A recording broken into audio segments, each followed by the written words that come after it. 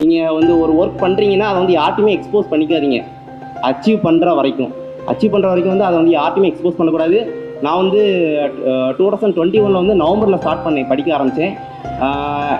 என் friends வந்து கால் பண்ணி கேட்பான், என்னடா பண்ணுற? இல்லைடா சும்மா ஏதாவது ஒரு இடத்துல ஒர்க் பண்ணிட்டு இருந்தேன். ஆக்சுவலாக நான் ஒர்க்கே பண்ணல. நான் வந்து என்னை பற்றி வந்து எக்ஸ்போஸே பண்ண மாட்டேன் அச்சீவ் பண்ணுற வரைக்கும்.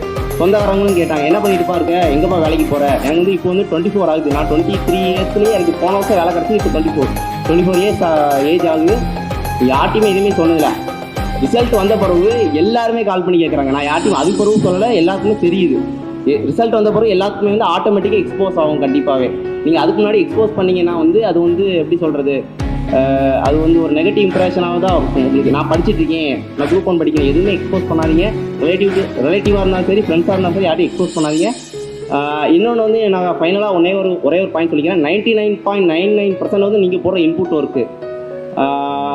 இன்னொன்று ஒரு ட்ராஜிக்கான விஷயம், நம்ம வந்து காம்படிட்டிவ் எக்ஸாம் ப்ரிப்பேர் பண்ணுறவங்களுக்கு என்னால் 0.01% லக்கு. அது வந்து எல்லாத்துக்கும் கைக்கூடி வராது. நீங்கள் ஒரு நல்ல ஒர்க்கு, நீங்கள் ஒரு நல்ல மைண்ட் செட்டு, உங்களுக்கு ஒரு நல்ல எண்ணம், நல்ல உள்ளம் இருந்துச்சு, நீங்கள் வந்து எல்லாருமே நல்லா இருக்கும்னு நினச்சிங்கன்னா கடவுள் கண்டிப்பாக உங்களுக்கு வந்து அந்த 0.01% வந்து லக்கை வந்து உங்களுக்கு கண்டிப்பாக கொடுப்பாரு. I wish you all the best to all the future sub inspector of police. Thank you all.